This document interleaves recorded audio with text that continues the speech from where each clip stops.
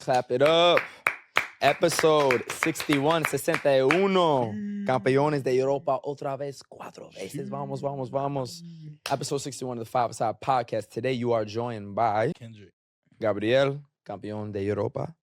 Josh. Absolutely, yo. Thank y'all for joining us. You know, we took a little bit of a hiatus, but we are back after Copa and the Euros. We had an amazing event yesterday. Big shout out to Daily Paper and Mundial, who we collabed with on the event. So we hosted a double watch party at their flagship New York store. It was a lot of fun, a lot of excitement for both of the games. Got this beautiful kit as well, exclusive collaboration between Mundial and Daily Paper. We also got this beautiful, show that, Josh. We got the magazine as well. Great watch party, great energy. We had our boy DJ Soleil, Kendrick, spinning for about 3 hours on the rooftop between games. Maybe more because of the crazy delay, which we'll get into as well. Yeah. But yeah, great people, great vibes. Another very unique watch party experience, partnering with Daily Paper. So absolutely loved it. End of the summer tournaments, bro. It was good to see people come out, honestly. It's the first time I've ever had 2 finals on the same day. Yeah. 2 major finals with history at stake too. And my first finals watch party as a fan too. Like being a fan and hosting, so that was very intense. But it went the right way, thank God. Went the right way. Yeah. But yeah, so question. Oh shit! Oh, hell nah. That look bad weird.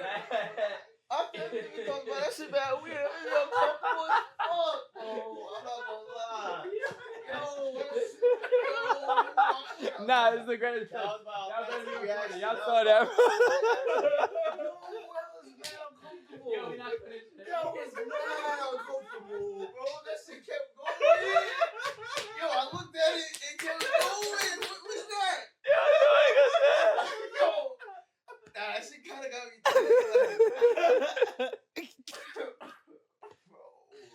me. WTF after dark, you heard? Hey, God damn. We're not cutting shit either. We're not cutting shit. That's crazy. We're not cutting shit. That's unbelievable. That's unbelievable. That we could do about it. Oh, nah, it's the comments. He said, "Oh."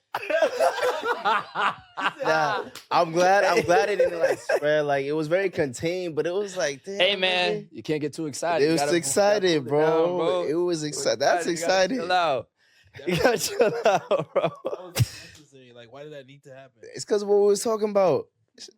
Bottle was. We're not cutting anything, by the way. This is everything staying. This is real. This is life. Stay, bro. This is production. This is everything. It's Jesus alright. Christ. Well, I was gonna get to the bottle talking about Spain winning. No, I mean it's really this soaked it up real good. All right, cool. Yeah. Oh my God. Well, we're keeping all this. Listen, this is what happens when you record. It is 10:34 p.m. right now, and last night we were at DP until about 1 or some shit. So late nights is what we do, man. But we hustling. All right, question of the week. Now that we have these tourneys over, once again, an amazing way to end on the same day. Just general overall thoughts on each tournament, how you felt about them. If you anything you want to speak about specifically about the vibes, any comparison, just kind of generic thoughts before we get into the nitty gritty of each tournament.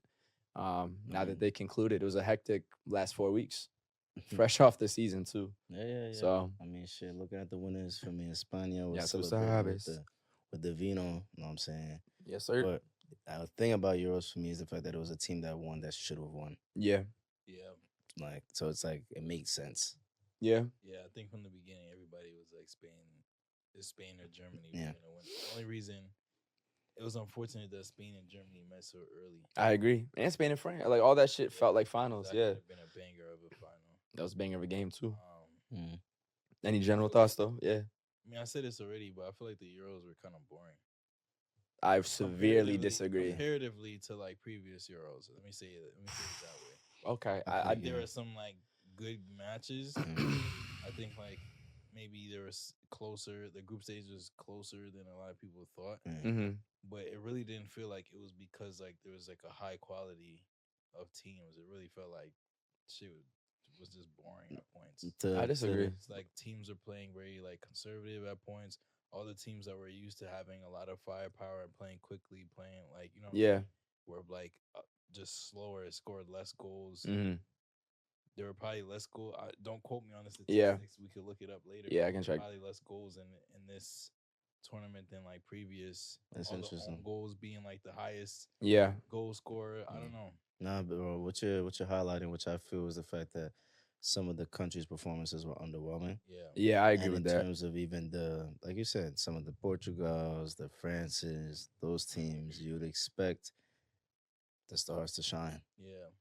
which they had their moments. But one of the things that the whole, I think, tournament, at least for me, and like, a lot of the football community says, Yeah. well, it was a passing of the guard in terms of the young boys coming through. Mm-hmm. That's true. Musiala had a good tournament. Obviously, Yamin and Nico had a good tournament as well. And so, yeah, I think those were the highlights. But, Yeah, some players you're like, yo, you want to see Mbappe ball out, son. You want to see Leo ball it out, happens. son. Yeah. So, I think, yeah. No, go ahead. I think maybe that's part of why this tournament felt the way that it did. I think like it is a passing of the guard. I think you can kind of tell like the countries that aren't fully integrating their young boys are the countries that are struggling. Because like as we've seen over the last couple of years, footy's just becoming like a younger and younger sport where you have to be like rely on the 18-year-olds, 19-year-olds, 20-year-olds because the late 20-year-olds, early 30-year-olds just aren't keeping up in the same way as they might have a couple of years ago. You know why? So Playing too many games now. yeah, They're getting those bad injuries consistently at an earlier age. Pedri, again, a major injury in a major tournament. yeah, So I think that's part of it too. I think that's why you get the feeling of why they have to be so young at times too. yeah. Because So- people aren't aging well. Look at Hazard too. You know what I mean? Like, so that's what I'm saying. So when you look at like the Belgiums, you look at the France, and they're kind of like replaying like the same lineups as they had at like the previous World Cups, previous Euros. Yeah. Those are the teams that are kind of struggling to keep up with the pace of like the game now mhm. because they're relying on guys that are now pushing like late 20s, 30s, who've been getting rinsed in the Yeah. club season and in the international friendlies versus like bringing on like a Barcola and letting him start. and I go knew you was crazy. going to bring up Babyface. Yeah, bro. He's Like, good. He's good. players like that who just aren't getting burned. Yeah. And then you see what happened with Spain when you actually lean into like the youth, and the pace and the excitement, and like the guys who are ready to just like put it all out there. I think it's mentality too because France got the pace. Dembele's quick as shit. Mbappe, so it's not even it. For me too, it's a mentality thing. And I agree though. I think the big names besides Spain, and Germany was pretty good too. We're disappointing. But I think the lower teams in the lower ranked teams in the Euros performed really well, and that's where a lot of the excitement was. Yeah. Turkey, amazing performance, was a great tournament. The match they had with Austria, who overperformed, they won that group with France and Netherlands in it. I thought they had a great tournament. Then they played each other, and that was a phenomenal 2-1 game. The save of the tournament by the Turkey goalie in like the 93rd minute, that header falling this way, that was a great game. Switzerland, I thought they had a phenomenal tournament too, and they've been very consistent, always getting out of the last 6 or 7 groups of competitions. Shout out Artie, and people didn't know Swiss is that good. They're consistent, bro. Beat England. They could have beat England as well. You know what I mean? So I think the lower teams really showed up. It shows the gulf in not talent, the gulf in team performance is way closer than people think. England could have easily lost to Slovakia around of 16. Could have easily lost to Switzerland. All credit to them, of course, for advancing, but it shows you it wasn't easy. Georgia, having a player like Kvaratskhelia and then Makatuze, I probably pronounced that crazy, however you say it, he scored 3 goals in the tournament, and they had a very good goalkeeper. So I think all of the lower-ranked teams performed really well, and Spain was amazing, but it's really France, Portugal, England where the big disappointment was in those 3 nations. And the Dutch played pretty well. They got their goals. They had more exciting. They're not in that top tier right now. They almost made it to the final, boy. Yeah, no. But I think, and again, they're in that lower, probably tier 2, I would say, after the first countries. They played well. But yeah, those 3 were just very disappointing, especially thinking about how good they were individually at the club level. Individually, historically. All of it. Like, Well, England, not historically, but yeah. I mean, historically in the sense that they produce quality players. Yeah, they do. You know what I mean? Southgate was quick to remind people, though, how much he did. So we'll get into that in a second. But yeah, we're going to talk about it. But yeah, let's get to the Euros. So we have our winner, España. You know what I'm saying? So I had to bring a little bit of cava. Cava is a type of sparkling wine from Spain, specific region in portion of Catalonia, which is where Barcelona Excited is. as one. And yeah, bro, this is the one that exploded that y'all just saw a few minutes ago. Does it have any So- association with the store Copa? No, it's a place, bro. So I'm gonna pour some up. See You how know he what just I'm makes saying? himself like he can't even finish his This own shit's still joke. bubbling crazy. Bro, you can't even finish your own joke. We're gonna leave this in too, bro. So You y'all can't know what wait we for deal me with to with laugh. Kendrick, for sure. You can't wait for Look at me this. This to is what we laugh. deal with, You have bro. to This is what laugh. we deal with. We're not editing nothing. You get yours, bro. Excited as one. Absolutely. Bro, that's the thing about bubbly. You know, sometimes it just boop. Why is so excited, bro? I mean, it's excited because Spain won the Euros for a record fourth So time. it had So, you to know, do a show for me. it had to, bro. We got to put this in the You clip. saw the way it exploded. It knew that it was the only thing going Kept on. running, bro. Full of that. We add a little In the more. spot we came with the fellas. Definitely, bro. Definitely. So, you know what I'm Nah, saying? bro, it knew it was the only thing, bro. You know what I'm saying? I'm gonna even get my moment real quick.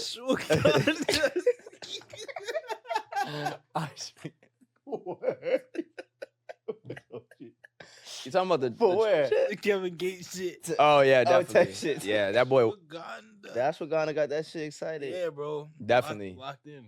definitely. That's a wild ass dude, by the way, Kevin Gates.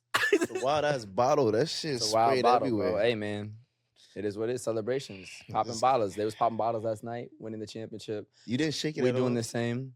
Not gonna lie to you, I did shake it a tiny bit, and I realized like, oh shit, you know what? Probably shouldn't have done that. That type shit. But it was mad. It's funny because when I did a photo shoot, when I was shaking a bottle, it didn't even explode right, and I shook it crazy. Yeah. This I barely touched it. type shit. So, shit. yeah. Man. But congratulations. Different, bro. Hey man, that's facts. We're leaving that into.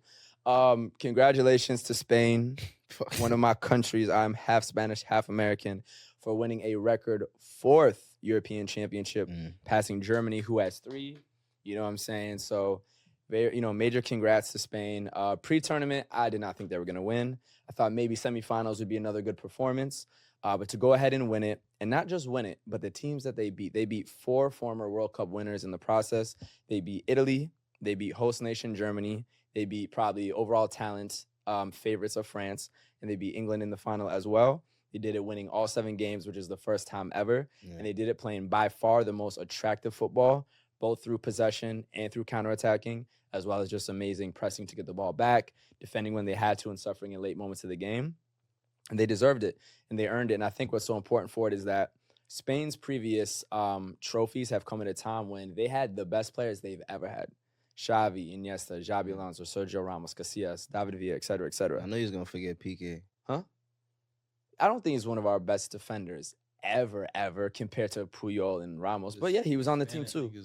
Of course. Cook you for that. Bro, I'm gonna list all 28 I'll fuck team with you, roster. man. Yeah, I'll of fuck course. with you. But to evolve as a footballing nation, you got to learn how to win besides your best generation ever. That's what Spain has done for the first time, is really win in a moment when it wasn't just we have the best midfielders you've ever seen, some of the best defenders you've ever seen, maybe the best goalie you've ever seen.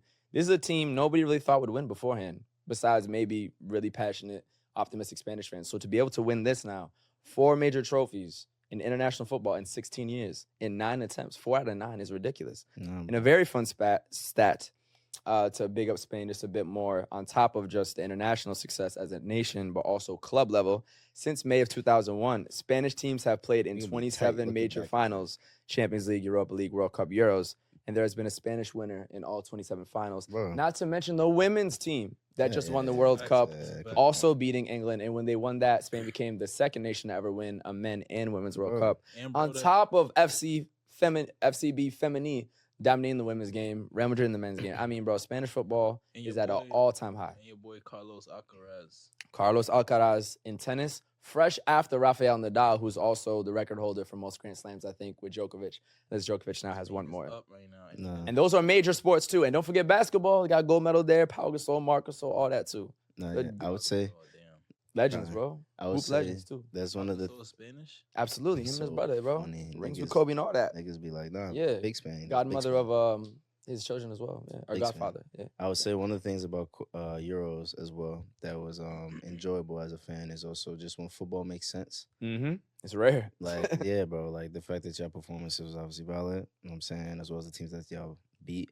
Even the fact that the star boy or the next generation of Yeah. talent in Yamal Mm-hmm. damn near goal of the tournament against France. When you add importance, yeah, it's that, it's Jude, and then Arda Güler, pure technique, but that was group stage. No, That's not but the you feel same, me? yeah. Like football makes like watching that is like, okay, this is what's going on right now. This nigga is balling out. He smacked that shit in. His assist to Nico in the final. Yeah. I rewatched the highlights because watch party, you can't analyze shit. It's too much going on. I rewatched it. That was a perfectly weighted pass with some spin on the way of bounce. Yeah. That was a really There nice assist There in the was final, actually bro. no team that could stop them. Yeah, Like Nico and Lamine.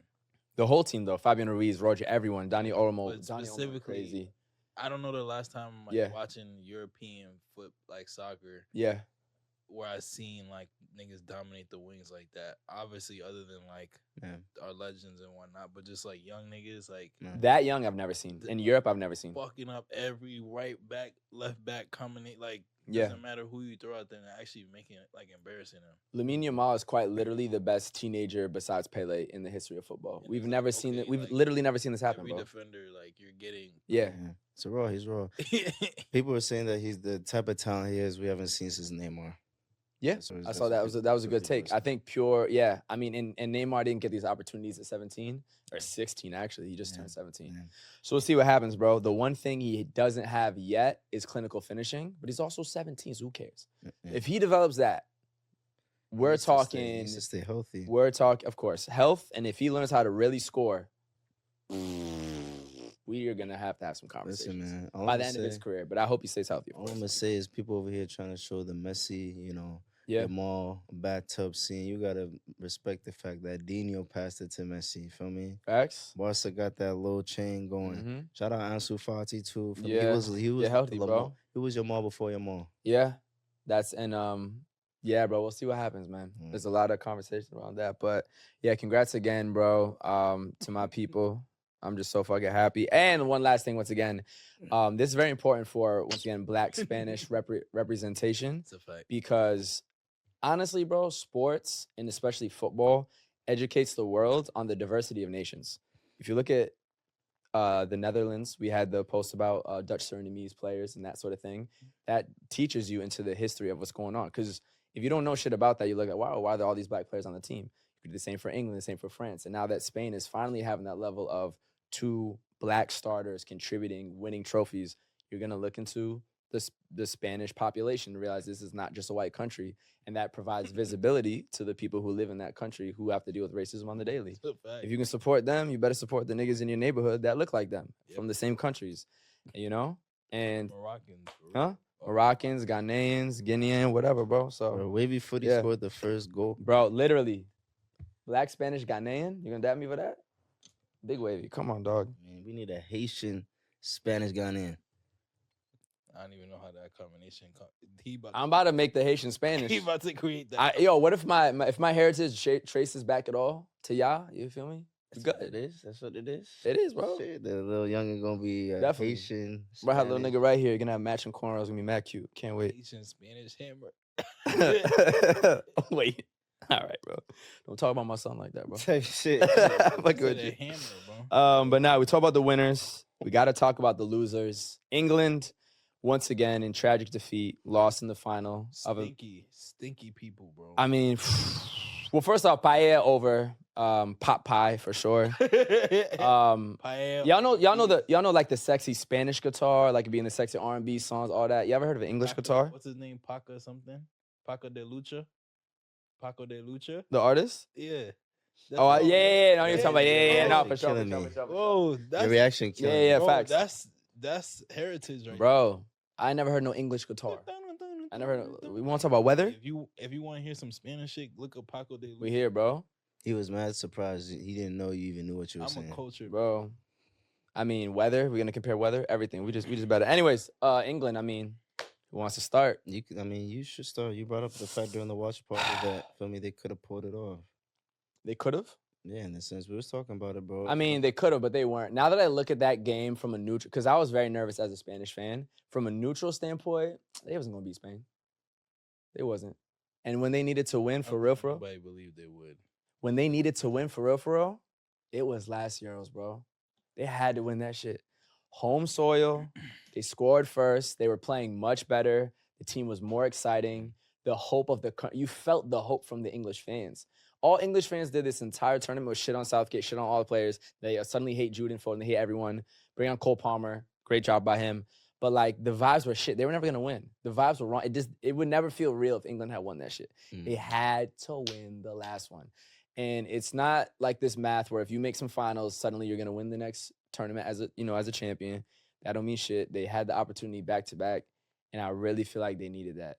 And if they're going to win a trophy, I think it's not going to be until Jude and Cole and all them guys are in their late 20s. I think they lost massive opportunities, and especially last tournament. So we'll see what happens, bro. What's crazy though, those were they had never made the Euro final until 2021, and now they made back-to-back. So Southgate made history. It's a good song. They don't give a fuck. The fans don't give a fuck. The player, it's like, did they believe they're gonna win against Spain? I don't know. Bro, nobody thought they were gonna be in the final. Yeah. After that, people say that they deserve it. Yeah. After that extremely sleepy group stage where they barely got past Serbia, Slovenia, Denmark. And then Jude saved their ass in the round of 16. Bro, took a bicycle kick. They escaped by the hair on their chinny chin. Word. Every single match up to the final, bro. What match did they actually dominate? Never. Like, okay, like they deserve to move on. Dutch too. They could have lost that game. Every game was like refereeing too. Like they did it again. Switzerland was the time, I guess, when they soccer. Didn't dominate. Of course, but in terms of like not them playing overall well, but the goal itself by soccer was a good goal. No, they scored nice goals. I'm not over here trying to say that England deserves shit. No, the goals, some of the goals were crazy. Jesus Christ. Cole Palmer's goal was fire. Jude's goal was absolutely ridiculous. Man. It's not the individual. They have a good enough players. Like I said, they can get moments. Man. They can't put shit together as a team right now. We'll see. It's just funny because I feel like they're in a predicament now because, like, if we're going to draw the England-USA parallel, the USA got bunned in the group stage, and so there was no choice but to fire Berhalter. Yeah. But with Southgate, it's like nobody really felt really great about the squad that he put together, the formations, trying to put Trent in the midfield. Terrible, yeah. The Gallagher substitutions, gross. This subbing off Foden, Saka, and Harry Kane. Yeah. Like all the decisions that were like questionable. But then he had like the super subs when Ali Watkins came on and scored and won the game for them. Cole Palmer. And just the fact that they made it to the final. So it's like, I'm sure there are a lot of people who are like, bro, he doesn't deserve to be in that spot still. But like, he could actually go into the office and put his balls on the table and be like, look what we got again. He apparently, I saw a report that like he doesn't understand why he's being hated so much, and he's gonna leave and go into club football because of that. And he's like, I'm kind of over this shit now. I mean, that probably be good. It can't be good for your mental health. That's England. I mean, like I think the whole country just being like, "Fuck you! I hope you lose your job." The toughest is definitely the Brazil job, but the England job, because of the media and the fans, is one of the toughest international jobs. Very aggressive. I think Brazil's number one, but England's up there, bro. England's up there. So. I don't know. It's just funny because like, I don't think anybody felt good about like that showing, but it's like they made it to the final. I do think though, like I just said, I think when Jude and them in their late 20s, I think they win the Euros. I think they do. I think they will eventually finally get their first Euros. Who do you think is England's like golden boy right now? I think I mean they got a few and it's different positions. Golden boys. You talking about golden boys or star boys? Somebody like asked me this question and I was like, I first said Jude, but now I was like, it's low-key Saka. Like imagery wise. Oh, are you saying golden? That's the thing. It depends what you meant by golden boy. I thought you meant like just the protected media darling. Or are you talking about like who are there actually? I kind of feel like this. Who are you? What to define what you mean? Yeah, I don't know. Okay. It's not like a singular definition. It's whatever that kind of. All right. So my answer to that would be this: Jude is obviously for me, Mr. Madrid, which is obviously his own for me trajectory. I'm saying, and so he has the attention. He has had a season in which his success has put him in a conversation for Ballon d'Ors and things. Saka actually is a player that has been the most important player on the pitch for them. In the sense that, like, what he has to offer, nobody else could offer. I'm saying. Debatable.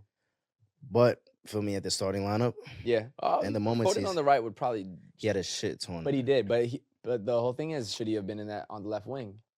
But I agree. I think Saka does because he can defend and everything too. So then you take it to what you call it. Even the fact that in the midfield for them is another teenager, Kobe, who's playing with a lot of composure. Like, he's actually, like, this final, I think he could have probably done a bit better, but obviously, you do the best you can. He's also 19, like, yeah. Actually, this is his first, like, pro season coming about. And then, obviously, even looking at Cole Palmer, look at the season he actually had with Chelsea. Like, we make fun of, obviously, Cole Palmer this, Cole Palmer that, like, you know what I'm saying? But it's actually, like, bro, he's putting up. So it's like, England has that. They have everything. They have the people in terms of the golden boys. You know what I mean? So you're not picking one. That's the conclusion. No, because the fact is that you're saying it's not definitive right now because there's a lot of. That's why I brought up the definitions for me. Yeah, We're actually talking about like in this like Saka role. Yeah, you know what I mean? Because Jude's tournament actually was not the best. It wasn't the best. The team. I mean, and it's just like the team's function wasn't the best for anything really. Even Saka, he turned it on later. Foden was the player of the year for the Prem, bro. I'm not even talking about him. What did Harry Kane do? Player of the year in the Bundesliga, I think, or top scorer at least.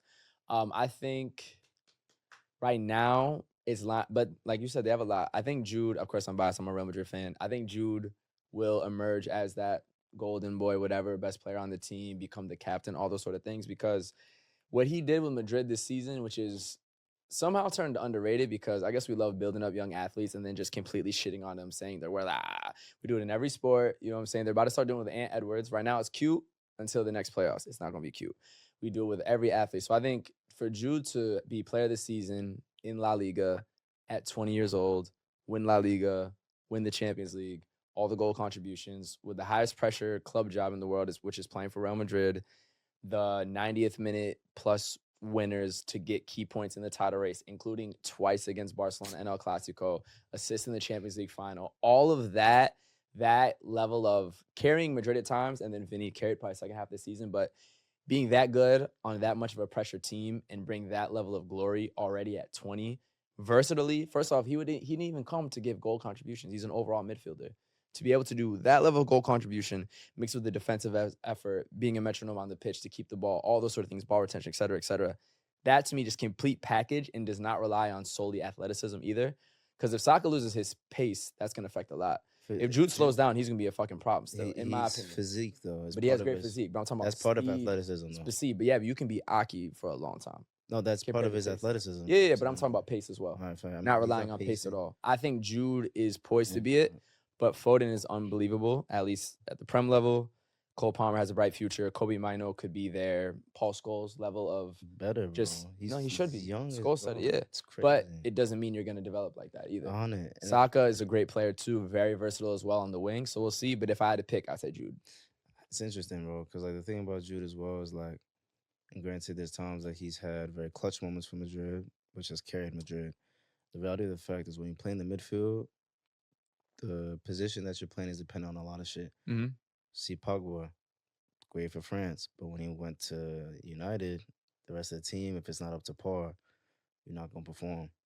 So Jude, because he's in the middle of the park, bro, it's hard. It's hard to do it by yourself. No, that's facts. And it's also, he's so versatile that people saw him score goals early for Madrid, and now all of a sudden, if he doesn't score, he had a shit game. Did y'all see the assist he had? First off, he had a great turn on the give the ball to Saka in the counterattack while being covered by somebody. And then to pick up that position, to receive the ball from Saka while someone's pulling you, to lay it off perfectly. Is that not a nice assist in the final, bro? Was that easy to do?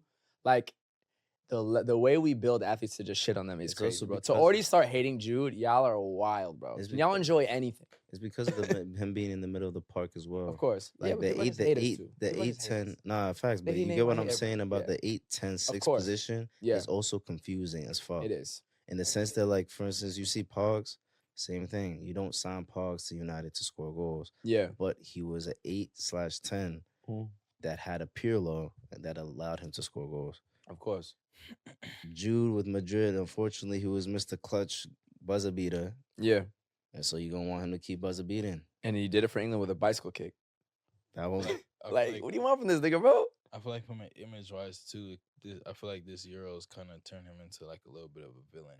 Yeah.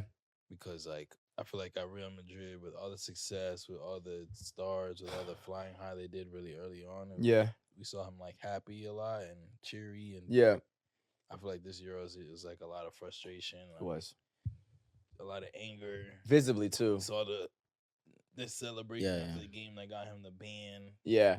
And so, I don't know. I feel like in terms of an image, like, before they were kind of like, oh, he's, like, the happy, good. He's always been a brummie, though. Nah, he's always been a brummie. This Euro kind of brought out the, like, he also has another side to him. And England likes that, though. They like, what's his name, Roy Keane, all those kind of commentators. Y'all like that toughness, right? He got that dog in him, clearly. Unless you're black. Huh? Unless you're black. It depends. It's a passion Graham's thing. son But is even on definitely like even on football Twitter, there's a time where you could look it up. There's this clip of Jude. I think he was talking to, was it Schultz? I'm forgetting his name, but on Dortmund. And Schultz gave him another bad pass. This is Dortmund. This is when you're a young boy on Dortmund. You just 18. got there, bro. And you're talking to a senior. It's like, you're fucking shit. It's like, another shit ball. You fucking shit. You know what I'm saying? And he's passionate. And that's what it is. And it's about the fact that he's young. The thing about you bringing up the fact that he's a villain is interesting, because it's not even just like a villain. It's the fact that, like, him being the young boy getting a lot of attention also creates a dynamic in the locker room too. Because it's actually like, okay, like, obviously you're doing your thing at Madrid and cooking, but if you come over here and it's not the same display and you're in every fucking commercial, bro. Nah, I heard, there were certain things that was rubbing the England players the wrong way. And he's only close with Trent, is his only, like, close friend. Maybe. I mean, he's very young. He just got into everything's happening so fast for him.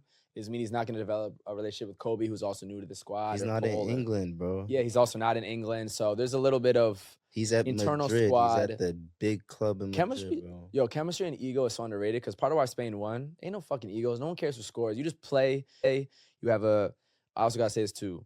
Spain, I'm sorry to keep talking about my country, but the national identity in the football never leaves, which is why at the minimum, you're going to get beautiful possession. You're going to get high pressing, trying to get the ball back quickly. And there's an identity always, no matter what. The second you get into the Spanish youth system, you know there's a certain way we're going to play from age 8 until 38.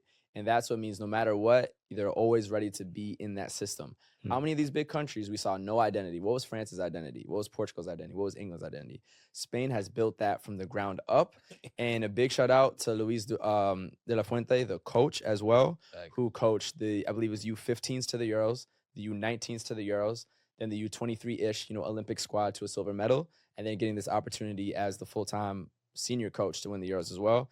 It starts with the youth. He understands the youth. He believes in the youth. And he also established a meritocracy where he's not just bringing only Barca and Real Madrid players. The biggest representation was actually Real Sociedad, who brought 5. He said, who are my best ballers, who's working the best? I don't care about age, I don't care about nothing. No egos, let's get it done. And he did. So big shout out to him. And I think England needs a little bit of that, because Harry Kane should not be starting. There was a lot of snubs. In terms of what? England. Yeah. People said Tomori. People thought should have been in that didn't get. For instance, yeah. My boy Raheem. Sancho, I hope gets back into it. We'll see, man. Rashi. The left wing got to fix up. A lot of people who they quote unquote snub. So yeah, we'll see. Anyways, yeah. Who's our player of the tournament? They gave it to Rodri. I think he deserved it. Fully controls Who's the midfield. Player of the tournament? No, Rodri. No, I'm saying Rodri for sure. Yeah, absolutely. Another player that, though, he has, since 2023, he has 8 trophies and 4 losses. Yeah, that's why they say he should also be in the Ballon d'Or conversation. No, he is in the Ballon d'Or conversation. Yeah. It's him, Jude, and Vinny. Apparently, it's very, very close. They don't know how people are going to vote.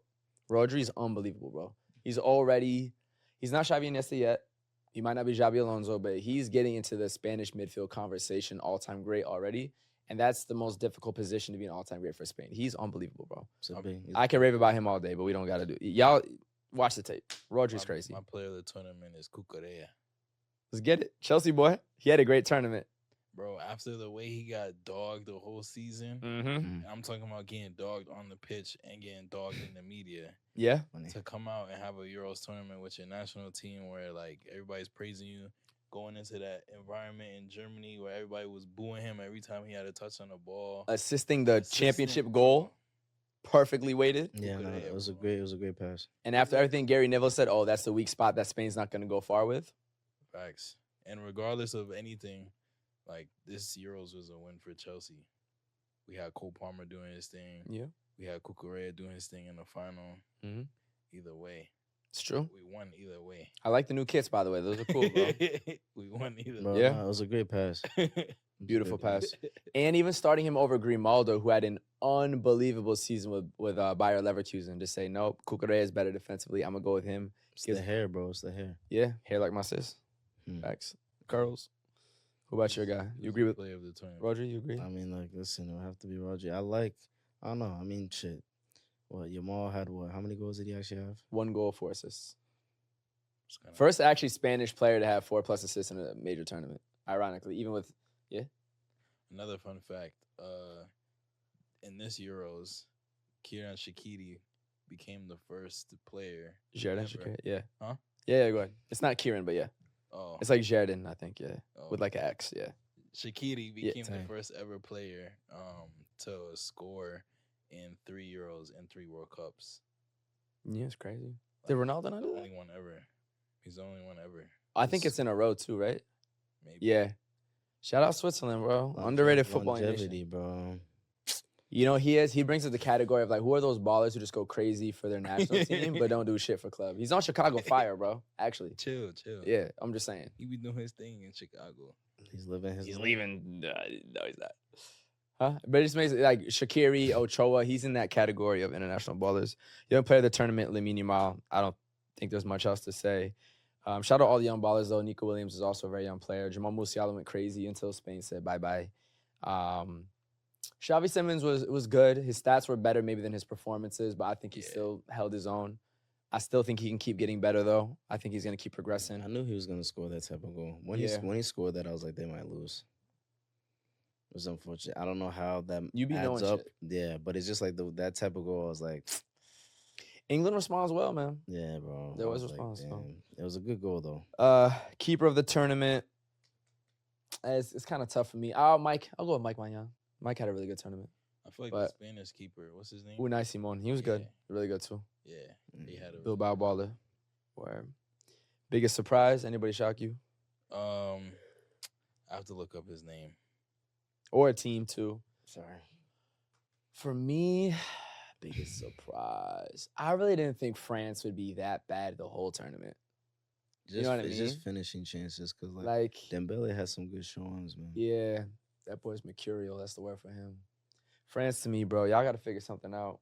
First off, I think the French agree. Start Camavinga over Rabiot. What is that? What did Rabiot do to deserve to start over Camavinga? What are we talking about, bro? Especially when we think about dynamicness, creativity. Yeah, we'll get into that. But yeah, biggest surprise with me is like just how poor France were. But they're so talented. Semifinals, beat Portugal. Like that's what they do, I guess. Biggest letdown, same shit. France for me. Austria is the biggest surprise. They're Fair. Exciting as fuck to watch. They won the group, right? Yeah, bro. Yeah, they're good, bro. They're good. And teachers do a lot because you don't think about all these random ballers where they're from. Then you see they're on the same squad. Oh shit. Exactly. Switzerland's kind of like that too. Yeah, I mean thoughts moving forward for UEFA. I guess these sort of teams. I expect the UEFA team to win the next World Cup. That's about all I got.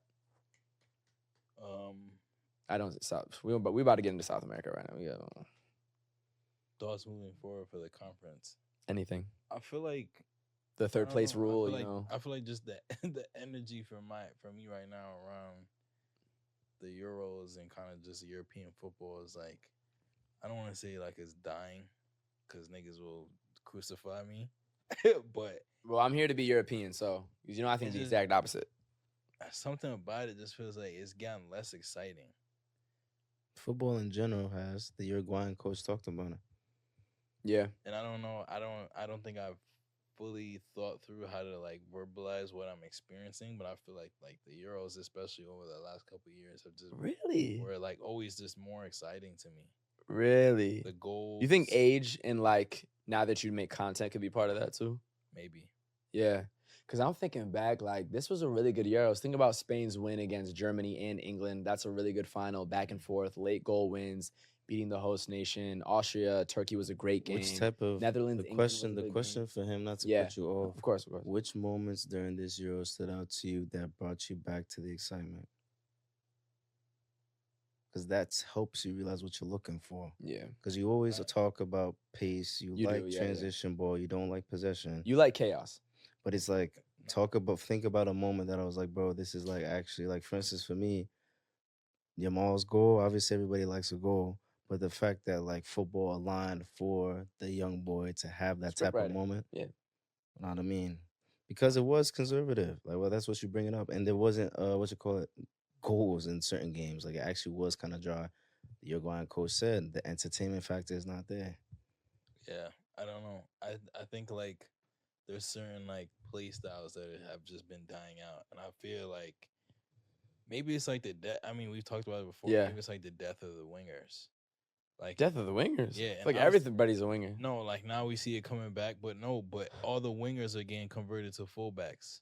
Like the formation being so heavily reliant on like the fullbacks. Oh, like the 3-5-2 shit. Yeah. Versus like actually just go up top and do your thing. Like now you have to play both sides of the field now. Like maybe that reliance on like the wingers being less offensively, like solely offensively focused. Maybe that's kind of what's been changing things, but I don't know. Maybe that's like slowed the pace down a little bit. We see less of those like moments of brilliance that we see with Lamine Yamal. Like, I think it's creativity, the lack of creativity. I think besides Spain, you just don't see teams pass in the middle, then you make this run, you drag the defender, then it's the overlap, and then the flicks. When Dani Olmo almost scored a crazy goal in the final. Like, just the interchange, the understanding of space, the movement, all of that, which I said, again, is built from the youth. Bro, there's some highlights of, like, the Spain U13s. It's absolutely ridiculous. It's due the to tall, and it's the culture, bro. That's Spain has always had it before they weren't getting the trophies. Now they're getting all the trophies. They understand space, movement, interchange. It's just fluid. And even the lineup, Rodri is a hold it down center mid, but Fabian Ruiz and Pedri or whoever else is in there, Dani Olmo, it's all creativity. It's interchange. It's positionless. Who gives a fuck? You switch wings, whatever. Morata, like, it's just fluid. Everyone of the other big nations, they lacked fluidity. So for me, that's why, I it's feel partly due to the death of the 10 position, which is a big part of, like, historically from Pele to Maradona. It's the number 10 with the dribblers. The death of the 9 as well. Yeah. Like, there was a point in football where the strikers were lacking. Like, as much as Kane, obviously, there's times you take Kane off and England does better, but Kane is like a good striker. But, like, we don't have even a system that, like, now we have a system, but, like, that's the play style right now does not encourage that. If you even look at the way Ronaldo was playing on, we're not used to back in the day beat your man and just throw it up as somebody alley, and that's not what we're on. We're on a lot of wide forwards, which is due to the fact that Ronaldo and Messi became the inverted coming in and scored, and then the middle gets very clogged. And that's why, for instance, Vinny stands out because he's somebody that still takes it one-on-one and he'll drag his man down the line. Everybody's trying to cut in, bro, and so it's gonna be interesting to see what the next transition for the wing is in football, but that's what is gonna determine the entertainment. Yeah, I mean, Nico does both. He can cut inside and shoot, but he'll take you end line too. That's what makes it entertaining. That's what I'm saying. Watching Nico was probably... That's why they're the most entertaining team. Yeah. To watch. And they can do that, but they can also break down low blocks. That's the other thing. These other teams, when the defense just sits back, especially those Eastern European countries going for the 0-0, y'all can't do shit. Spain will drag the way the ball moves, but you can't guard it. I think part of bringing that up, and that's something that you brought up as well, in terms of just like aspects of the depth of the modern game, which is a thing, is the fact that due to sports science, right, which is heavily involved in every single sport now, the highest percentage goal, the highest percentage bucket is closest to the goal. Everybody wants to walk into the net the way they can. Obviously, depends on your play style. But people really used to shoot outside the box on a different type of time. It was just straight banger. I'll never forget. Like, everybody was shooting. I made my family get Setanta Sports in like 2006 to watch the Prem because that Michael Essien classic Chelsea goal. I literally thought of the Prem as these outside the box goals. Yeah, because you had Lampard. And that was like the perception of the Prem was bangers. Because it was Gerrard, Lampard, and Scholes at the same time. But the thing is now, think about watching the game. If we watched the game and seen somebody try 2 of those and missed, we would actually tell them to stop. Whereas you actually need to be shooting those because that brings out the low block. It works though. Arda Güler, Lamine Yamal too. That's why Yamal's goal was like, Yamal, my bad. Yamal, yeah. So Arda Güler too. And what country both those players playing? 100. Come on, bro. Yeah, no, facts. Yeah, like, his goal was real nice. So like that's something that honestly, when you shoot outside the box, that brings the press up, and so that could create more space. Bro, it's 3-point shooting with Steph Curry. You got to guard him out here, create space in the middle, and keep it going from there. Thanks. Bet. So I think we got that for the Euros. Moving on to Copa. I feel like we might need to get into the chaos before we get into even the game. What do y'all think? The chaos was absolutely insane. So for those who, if you're under a rock, you didn't see, there was just absolute chaotic scenes at Hard Rock Stadium in Miami for the Copa America final for Argentina versus Colombia, in which people who did not have tickets broke the gates and created a stampede rushing into the stadium. So that created all sorts of chaos. Obviously, they went through the barricades, they got into the stadium. the stadium eventually was becoming overpacked. These people didn't have tickets, which resulted in people who had tickets not being able to get in. I haven't heard of people who spent $2,000 on a ticket not being able to get in. There's credentialized people who were not able to get in. Stampedes when there's women and children at serious risk as well. People literally climbing through vents in the stadium. People breaking the escalator in the stadium. It's a relatively newer stadium, I think I heard as well. And just a complete disaster. It's not the first thing for this tournament that went poorly. There was also the fight in the stands between Uruguay and Colombia in the semifinals, in which the Uruguay players went into the stands to try to defend their family because they said their family was in danger being around that sort of chaos. They weren't in a box. They weren't in a safe family area. The field conditions were considered to be very poor as well. I don't know if that maybe contributed to Messi's injury. I don't remember, but there's some crazy highlights of how bad the field conditions were. Bielsa, the coach of Uruguay, had a very passionate rant about how poorly the whole tournament was. So it was a little bit of, not to what I saw in Copa, or even the level of complaint as well. I noticed it. No, there were some issues too, but the level of complaints, like, I mean, it was, but forget the field. I mean, it's more the violence and all those types of things, the fights in the stands. So, yeah, it was very, very chaotic. I even heard somebody who goes to Hard Rock Stadium all the time in Miami for concerts, football, Formula One, everything. They didn't even properly, like, secure the perimeter for the people who did not have the tickets, and just, like, even the queuing of the lines to get in. So it's a Golden Bowl run, and that's why the way it was run was different in that specific stadium, for example. But just a disaster. We saw chaos. Argentina, Brazil in the qualifiers too. Remember the fights and that shit. So yeah, they won't be running the World Cup. So that's a little bit of a misunderstanding. Like, they were the ones doing this through South America. They won't be there for the World Cup running it. But yeah, chaos, bro.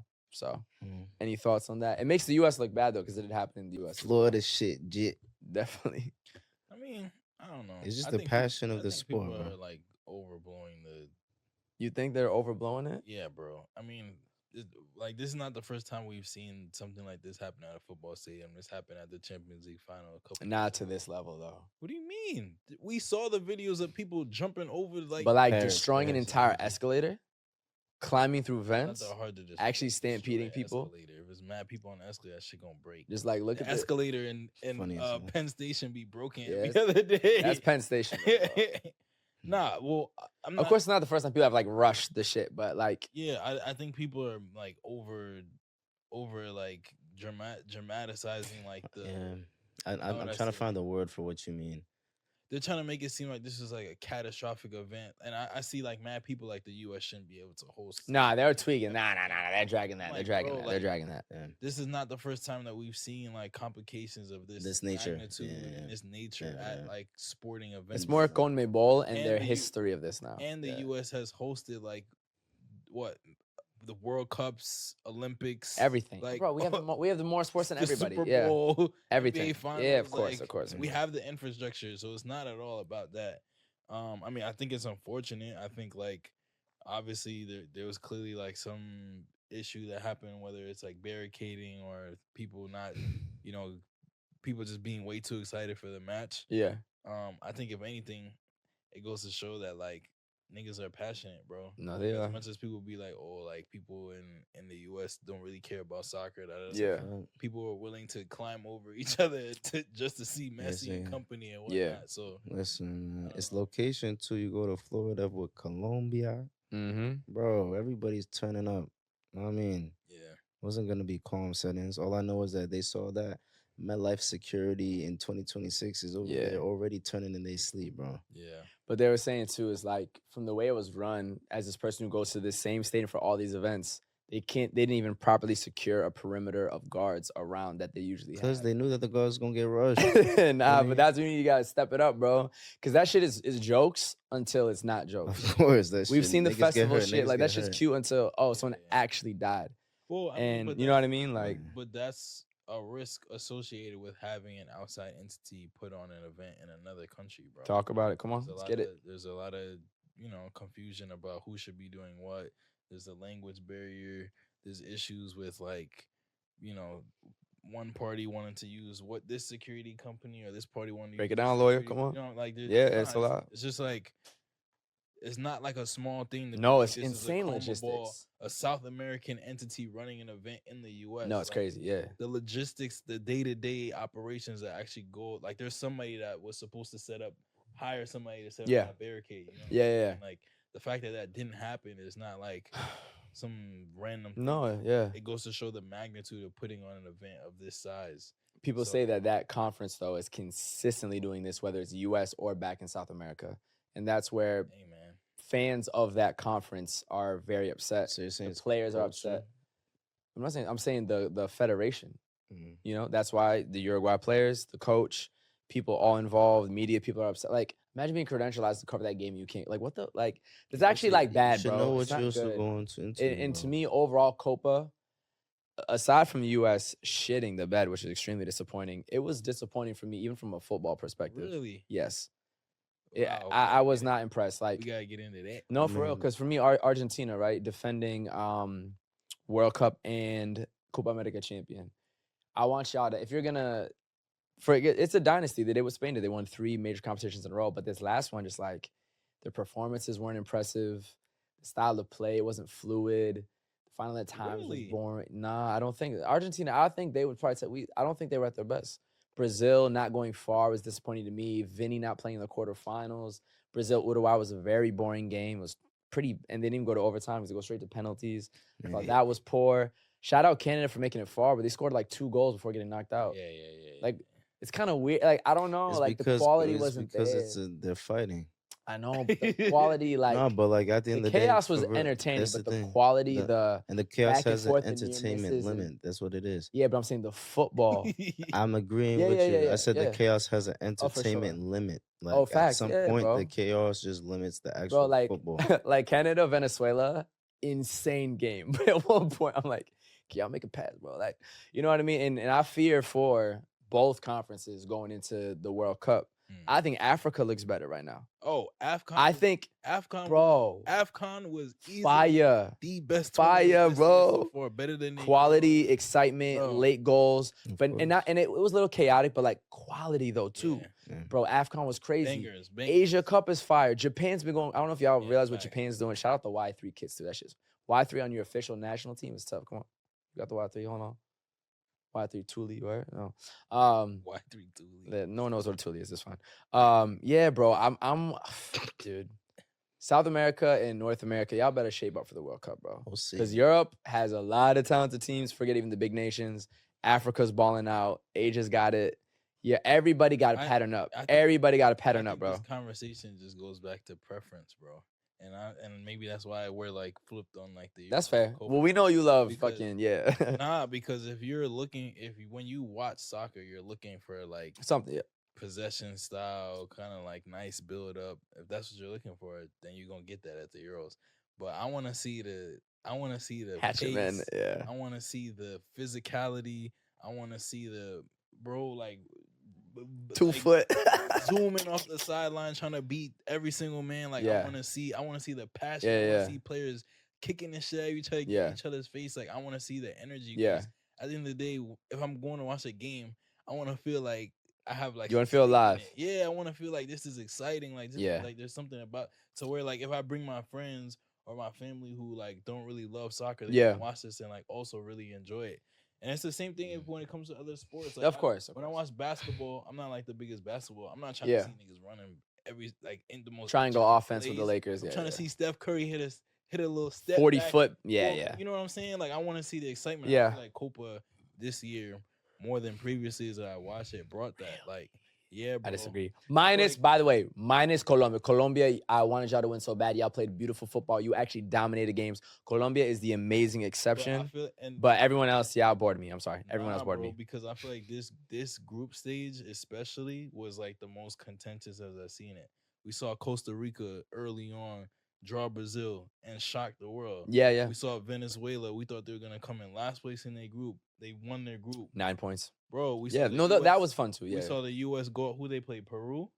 No, Panama's who they lost to. We saw USA and Panama. They're like, they say they're like rivals. Panama always gives them we saw them being the reason the US go out. And all the passion I was there. Yeah. Like we saw all the countries that people just don't really pay attention to. Like do a little something, yeah. doing anything, bro. And it was, didn't go all the way, to the finals. The people that we expected to see in Yeah. the finals were in the finals. But I thought that was so exciting, Yeah. especially for a smaller conference that doesn't get the same attention. Yeah, as yeah. the Euros or even the Africa. Yeah. I think one thing that you highlighted that for me stands out about it, in terms of feeling like you have a stake in it, is the fact that due to the passion and how that's expressed in football in South America, which turns into sometimes just a physical battle, fight at the end of the day. Yeah. But it's something to fight for. Yeah. It's like at some point, and granted, I do appreciate obviously the possession and even just like, tactically playing well, because that is football as well. But like you're saying, bro, like when you're watching people who are actually like they're fighting over the game, like there's something that is actually like very important going on. Yeah. There's like a level. Maybe that's what you're hitting on too. It's human though. There's a level. That's why we like boxing, like on some instinctual human shit. Fights like it brings something. I'm not even talking about the okay. Fights, though. I feel like there's like a level of pride when it comes to like national team as well. Yeah. No, I'm talking about CONMEBOL specifically and CONCACAF. Yeah. More so CONMEBOL, but CONCACAF as well. I feel like there's a certain level of pride. Like when you put on that like Peru jersey, when you put on that Brazil, when you put on that Uruguay, when you put on that Colombia, like there's a level of like, yo, like I have to put on for my country, bro. Like, and it comes down to the way they play with a higher sense of urgency. Yeah. We talk about press triggers. I don't know how them boys have the stamina they do, but it comes from the fact that comes from the fact that you put on that kit and you find it for something. Obviously, it comes down to tactics too, training. Because guess what? That's a style of play. Yeah, the Uruguay players don't always play like that on their club teams for a reason. Because guess what? The club team is telling you a certain way to play. But also, it is very attractive to see, like, bro, these guys are playing for the national team. Yeah. Everybody's getting to it. They're also less bougie. The Panama players aren't playing on Prem and La Liga and Serie A clubs and all that. Like, they're fighting for a different thing. So let me also clarify my statement. Entertainment value is there. Oh, that shit was exciting. Yeah. I would tell you this. You just want to see some fucking crazy shit. A Copa group stage game is going to get you that way more than Euros, especially because there's no third place bullshit. So when USA lost, we tweaked that. We're like, fuck, we got to beat Uruguay. Yeah. In the Euros, it's like, we'll tie the next game. Like, you know what I mean? The whole vibe in group stage is different. So it was entertaining. I'm saying the quality, the actual, like, ball. Now we're balling out, dribbling, Megan, right? Like shots from distance, the build up, even a counterattack, right? Counterattack, you can counterattack and also play with talent. I got you with that like Spain Nico's counterattack goal against Georgia was beautifully worked and was fast as shit. They scored in like 8 seconds. It's like I want to see you score that goal, and the finishing in Copa was. It's like. That's what I'm talking about. The finishing in the Euros was also ass. We saw so many missed opportunities. I'm just saying, comparatively, dog. But I'll say it's like this. I feel like there's a narrative that runs, bro, when it comes to Euros and Copa, and it's like CONMEBOL in the U.S. and North America. Yeah, of course. I think it's eras though. And trash. I don't think that Euros is like excellent, beautiful. I don't think that. I feel like if anything, the way that these finals lined up on the same day and the tournaments lined up, I feel like this was a tournament where I really realized like it's not that different, bro. And like in terms of like quality and in terms of what I'm looking for in like when I watch soccer, like it's not like the Euros is on this pedestal and everybody else is kind of over here. Like, let me give you something else though. The Copa America is every 2 years. Euros every 4 years holds a much different weight. Copa, you get chance. But I don't even see that, bro. Like when Belgium's going out, they like, oh yeah, well fuck Belgium. Oh, well, Netherlands go out. Oh, we're kind of sad. No, that's not fair to the touch. Don't do that. I would say the French go out. Let me say this too. I'm not comparing overall, but right now, to me, South American football is not at its best stage because Brazil is not at their best stage. That's fair. In South America, to me, does not feel the same when I don't have Brazil going crazy and putting fear. They don't put no fear in nobody, bro. No, but when Neymar was wilding out in 2014, there's a saying that they don't fear the yellow. I need Brazil up there, bro. It's not the same. There's a saying that they don't fear the yellow shirt on the continent as much anymore. But I will say one thing that you're highlighting is just like the association with scrappiness with the passionate expression. I think can't be topped. That's basically like one of the main points you're hitting on. Sure. I'm asking. What do you mean? He's asking you, does that excitement can't be topped? That level of it. Like the scrappiness is associated with the passion that is necessary for national team expression. Yeah, I would say there's like a level, or You know, like for instance, let's say you go see people play ball at the park. Yeah. For instance, you're talking about people balling out. It's different if you go see people ball. Feel me? You go to some AAU, LA. They running plays. Feel me? Everybody hitting threes. It's nice. Everybody's hitting fucking threes. So I guess it's nice to see everybody hit fucking threes. Versus you go to the park, it's hard to get a bucket because everybody's found the shot of each other. But it's like, bro, like when you get a bucket, you hype because you got a bucket, bro. But I also think sometimes the way we talk, just football fans, they glamorize. No, the way we talk about it, we like water it down to like, oh, they just fighting. No, like, facts. There's also beautiful football goals. There's also beautiful skills going on. If you go back and watch the goals, there's beautiful like build up goals, passing, crossing, defending too. Defending. So I'll definitely say, defending is an art. Like it is an art. But we just water it down to like, oh, this is crazy, and they just fighting. But so it's like that's not what it is. No, Copa America has some good defending moments. Even Lissandro Martinez. Your man, the butcher. Yeah, bro. No, he saved. Butcher coming, nigga. Nah, type shit. Right. I'm saying so. No, it's a good point. It's a good shot, and I think there's appreciation for both. Yeah, it's always really cool to see when both styles meet each other, because you know what I'm saying.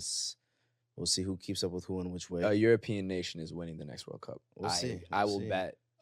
You can't make a bet on that. I would bet thousands. Type shit. It's fair. It's fair. I have no faith. And granted, at the end of the day, too, I don't think, and it depends on the it depends on the team. It depends on the team from Copa. Finally, see my Spain versus Argentina is gonna happen. Choice. It depends on the Copa team as well. Yeah. Because also at the end of the day, it's not like these top quality professional players don't also know how to play in different styles. Yeah. And adjust. And my whole point is this 2024 Copa America, not Copa overall, not the conference overall, not the history of South America. I just feel like when Brazil is not the same, and Uruguay is playing very pragmatically, you now have two of the major nations just kind of Colombia is what I like to see, because to me they have all that passion, but there's fluidity with it. The counterattacks result in goals. They're actually making the right decision. They're playing as a team. There's no egos. Like Colombia to me epitomizes both of those things. That's why I've been such a fan of them. And you feel the cultural expression of them with the reggaeton music and the movie stars. And like Colombia culturally, they did so much this tournament. They were perfect team to root for. And I feel like they should have won type shit the way Spain should have won if we're talking about performances. So Colombia to me embodied that South American excellence this tournament. Argentina is a better team, and of course, and they deserved it. They won, but it just wasn't exciting football for me from a lot of the teams. Colombia is the one team. Was it too raw for you? No, I love the fight, bro. No, but Canada Venezuela was super entertaining. Unpolished. I just wanted say it's unpolished because unpolishedness also takes away from quality. Is what you're trying to say. Yeah, I'm just saying. Essentially, it's those counterattacks that I want to result in goals. It's those. That's such a bad decision. You know what I mean? Like the quality. I've seen better Copa Americas quality wise. That's really what I'm getting at, including Argentina who won it. Yeah. But I don't mean it in some overall shit. Because when Brazil's at the top and Argentina and Colombia, they can fight with Europe. But this tournament, to me, I saw a very big difference. And AFCON 2 was a great example of the passion with the talent, with the proper way, not proper way to play, but like the skills are on display. At times, I didn't feel the skills were on display. I just felt chaos. And some games were just boring. Brazil, Uruguay 0-0 was boring, bro. Like, you know what I mean? That's how I felt about 90% of the Euros. That's fair. Did you watch some of the lower teams play? Like the Austria-Turkey game? Yes, those are the best ones. Yeah. Spain's games were fucking exciting too, even from a neutral perspective. Spain-Germany 2-1 was an exciting game when Spain scored in the 920th minute against the host nation. Like, what are we doing? I watched that at the Parc des Princes, so it was lit. Yeah, of course it was, bro. While you was in Paris with your yardline on. I mean, shit. Any other thoughts about?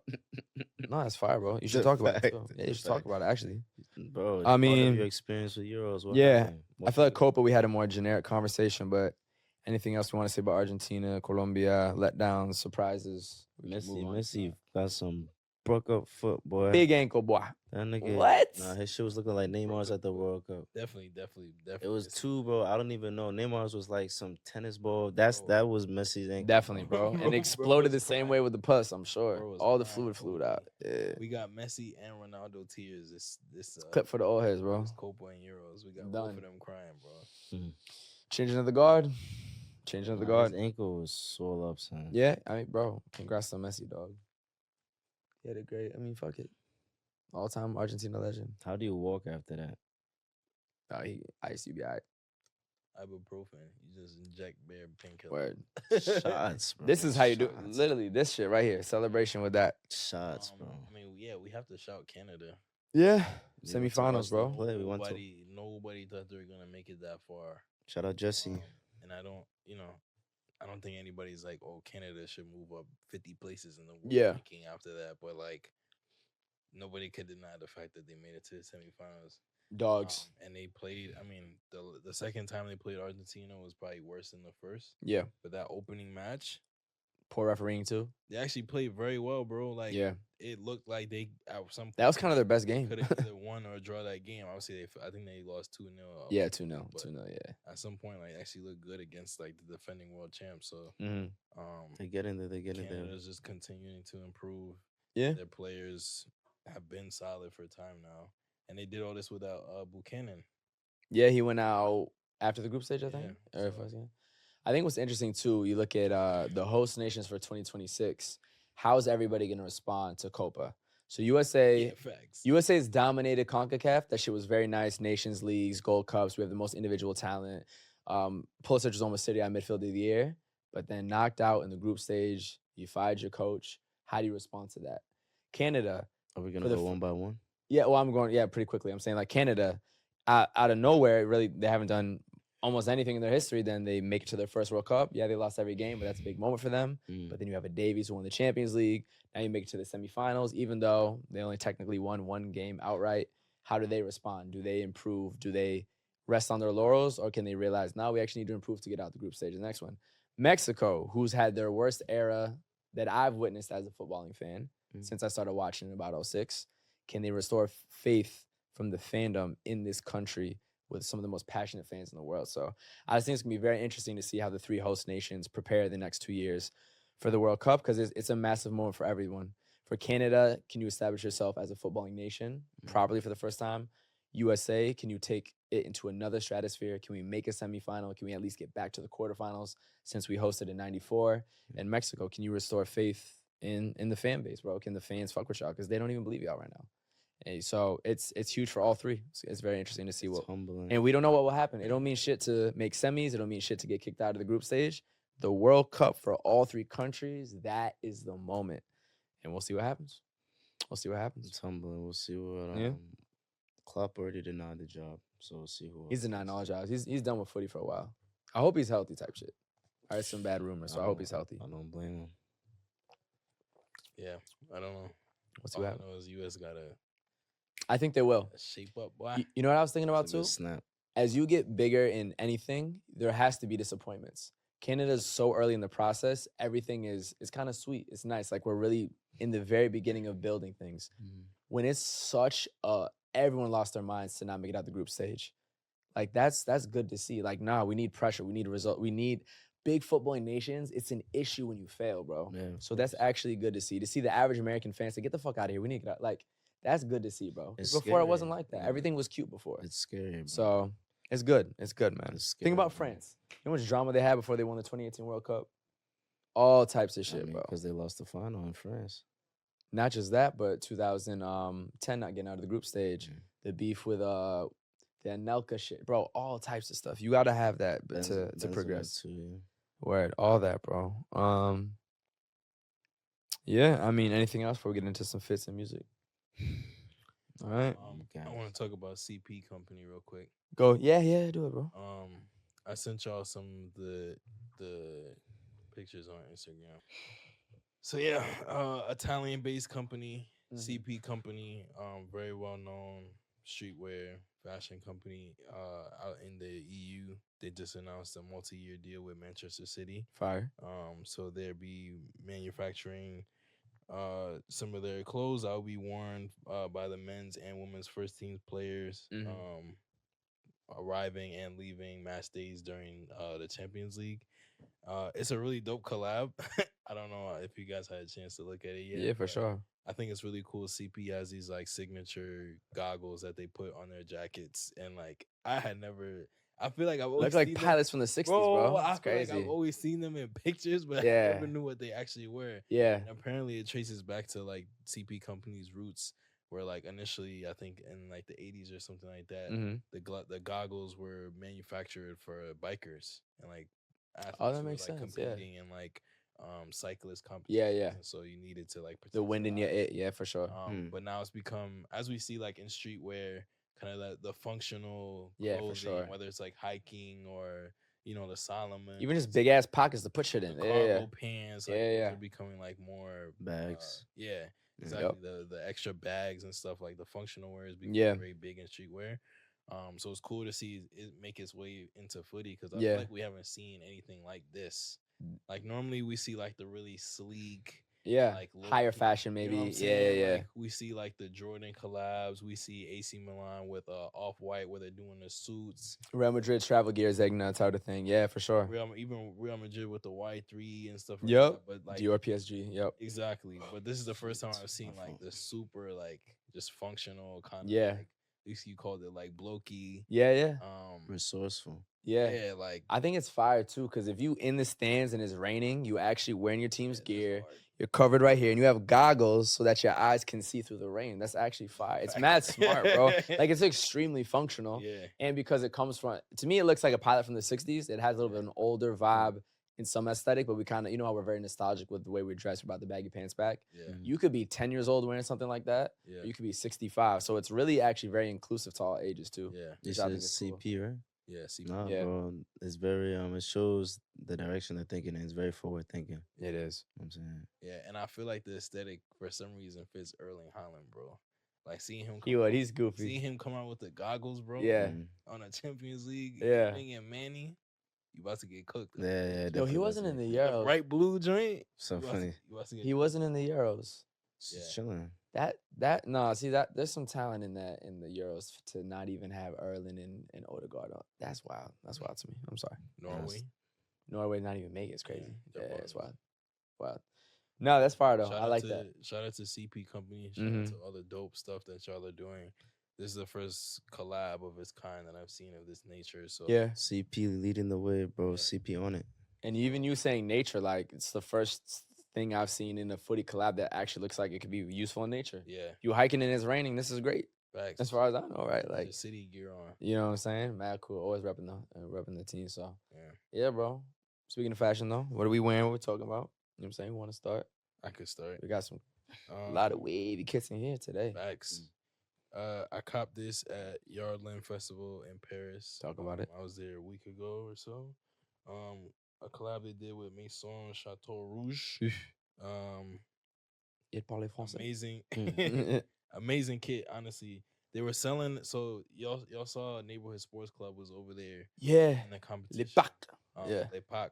They were selling the kits. I was like sad because I was like, damn, I just missed the tournament. Damn, man. The day that I got that's there, culture right there, bro. The day that I got there, I think was like 2 days after it ended. So I was kind of sad. And when I was walking around the festival, I said they were selling all the kits that they had at the actual like tournament, like Algiers, USA, all them. So this is the last one they had. It's a 2X. But you know, it works. Little Ivory Coast vibes too. Yeah. From a distance, I thought you had like a Cote d'Ivoire Drogba shit on, but and it's like tough. The tiny prints on it, the subtle prints on it. Yeah, I just noticed. At some point, I need an explanation of what's the imagery. But I see fans on it. Yeah, I don't even know, bro. Yeah, a lot of fans. It's a fire kit. Or is it it's a globe? It's like the bottom of the globe. That's what it is. I see the continent of Africa with Europe. Yeah, it's really cool. And then the star. It's fire. Yeah. So we want to talk about Icarus. Y'all learn is fire, bro. Facts. 100%. Nah, but I mean, we could both talk about Icarus. Yezerski. It's our second time going. Second time at Icarus Cup. Big shout out to Icarus with another beautiful kit that we've designed with them. Or excuse me, they've designed for us. Icarus Cup in Philly, 4th edition, our second time there. Sexy. Wavy Footy as a sponsor, inspired by Sudan was this kit. Got the white collar. Josh got it on as well. We made it to the final with his white collar, Chess House FC. You know what I'm saying? No, but it's cool because Icarus Cup is definitely a festival in which just the Northeast in general, obviously, people from everywhere come through. But run into people they haven't seen in a while. See people from school that I used to kick ball with, my college and whatnot, which was cool. But nah, bro, you run into everybody. Shout out Club 11, they won again. Yeah, the D3 back-to-back champions. You know what I'm saying? I don't know if they're D3. They might have been D1 this year. Nah, our team was D1. No, but they might have been D1 as well. No, or D2. No, I think there was 3 because I think they were the third spot too in this shit. And they're always like, oh, God, we're so tired. We don't want to play. We don't want to win. You're like, y'all going to win again. They did it. It's so funny. Nah, bro, But that's how they manifest it. It's like the Seb Shea said when Italy says they're going to lose and then they end up winning. Yeah, it's a vibe. So it was hot as fuck, though. Hot. Yo, I was telling Jay, I was like, yo, when's the last time you just been out in the sun all day? Not in New York, in and out of stores. No, just like, you just outside. Man. Hours. Shout out Rodolfo with the tent. Come on. Huh? my relatives, man. We don't have to go Jesus that far Christ. back. What? Did we go that direction? We have to go that far back. I stopped it. My relatives. I stopped it. You I go. stopped it before I said it. They're so sick. Who's y'all? I said my relatives. No, of course. But now, big shout out to Icarus, man. A lot of, like you said, it's the evolution of kits on display. Bro, so yeah, bro, to see Icarus produce all those type of kits and create that, just experience. Yeah. It was cool. Obviously, even shouting out the local Philly, brands and, having them. I wish Ginger Snap. Yeah. Had they drinks there. You've had Ginger Snap the drink before? I think. You might have had it at Fashion Law Africa, bro. Maybe. Really? Maybe. Yeah. The logo is so much like Jenga. I thought it was the same thing at first. I was like, wait, no, it's not. Yeah, it's cool, bro. Also, just putting a face to people you've met online as well is really cool. Like putting a face to a brand. I mean, that's what we are as well. So it's just a great time. Damn near 80 teams at this point. They're also in Austin now. So to be able to scale something like that, grassroots, is really inspiring to see. And it's just so wholesome. It's just a great community. There's no egos involved. There's no Hollywood people. It's just people who love footy in America and want it to grow. It's really good to see, man. It's really good to see. If you like the kits that you're seeing, come on. We'll probably do another color. Link in bio. Yeah, right? Definitely a link there on the sure. Cup. We'll hit another. Definitely. We have to promote it well. Yeah. And our next RBF kit is about to be brazy. It's a heater. You're going to be balling in that every Sunday morning. Yeah. You heard? Listen, you're the model boy. Facts. Based on the Germany away kit of like the 90s. That shit's hard, bro. Definitely. I'm really excited for it. Music, you want to shout out a couple songs, albums, whatever? Oh, Prince Swanee, bro. Okay. I know him. Swanee dropped the tape. I haven't listened to him in a minute, though. I gotta tap in. Bro, I hadn't heard him drop, and he's been dropping some singles every now and then, but yeah, Swanee dropped a tape called Zuggy. I love it. That joint is hard, bro. Like, there's some, like, hard joints on there. There's some joints for, like, the niggas who are cuffed and, feeling shorty. Let's get it. Some dance joints on there. Yeah, if you haven't listened to that joint, give it a listen. Fire. It's a fact. Big Trini. Big 3. Z-Tech. Love that. Josh? I mean, shit, there's a lot going on. Shout out D Bills, you know what I'm saying? New York doing his thing. Linking up with Kyle Rich. I mean, on a couple tunes. It's going hard. It's good to see the young boys in New York doing their thing. Is there? Getting to it another time, though. But shout out D'Lo. Wavy Lady. You know the vibes. Making that chopper About go. to have him on this shit. Yeah. You heard? Yeah, so. For sure. Let me shout out Isaiah Falls. Just dropped a project, Drugs and Lullabies. You might have known him from Florida Baby, which has been bouncing around a lot on like TikTok and IG Reels. Super fire artist. I've shouted him out before. Just one of the other new age R&B singers who's really doing stuff in a unique way. Isaiah. Yeah, Drugs and Lullabies. Now it's another fire project. I don't know if it's necessarily considered an album. But yeah, it's very smooth. Once again, grabbing elements of the old R&B, but making it new, making it interesting. I like Isaiah with his vocal range. Actually, he can sing in a pretty high pitch, but sometimes he puts a little bit of like a filter on it that makes it very low, and kind of will use that as like the intro into the song before kind of getting back to his regular voice as well. So I just think he's interesting vocally. I see he's outside doing a few things as well. Got a listening party in LA coming up and things like that. I'm gonna need you, Friday, my G. Also, shout out to Raheem, who I saw do his first headline show ever, which was in New York at Baby's All Right. I shot that, which was fire. But he just dropped Night Before Service, 3-song EP, immaculate late night R&B as he always does. Very spooky, moody. Another artist from Toronto, and he had a song called "I Miss Toronto" with Isaiah Falls, who I just mentioned. They collabed on that. Probably one of my favorite R&B songs of the year. And then a Lucky Day out of Virginia, an artist who waited a long time to get his moment. He was in his 30s when he did it, but I think he's about 3 or 4 albums in now. He's never missed. Staying eclectic. He's doing alternative vibes, a little bit of rock in there too, but still keeping it R&B. He just hit the mark once again with the album Algorithm. And a great writer too. His lyrics are very interesting. So yeah, shout out all that new R&B, man. Cool. So you got a rock song. Come on. You got rock, alternative, all that. Not like that, but he's just eclectic. He don't really do. He's a little genreless in the way he sings and stuff. Shout out my boy JD who just had that Colors performance. I might have seen that. That FIFA song that yeah. Saying should be on FIFA. Bro, you ain't hear that joint? I think I have. Bro, it's a lot of music out here nowadays. A lot of music, Colors. A lot of footy, a lot of soccer, a lot of fashion. Vibes. Yes, sir. Catch us in Chicago. Come on. In a couple weeks. We there. A lot of exciting things coming up. Listen, man. Until then, it's time for us to go to sleep. It's very true. It is almost midnight, but we love y'all. That's why we're here. Love. Peace. Deuces.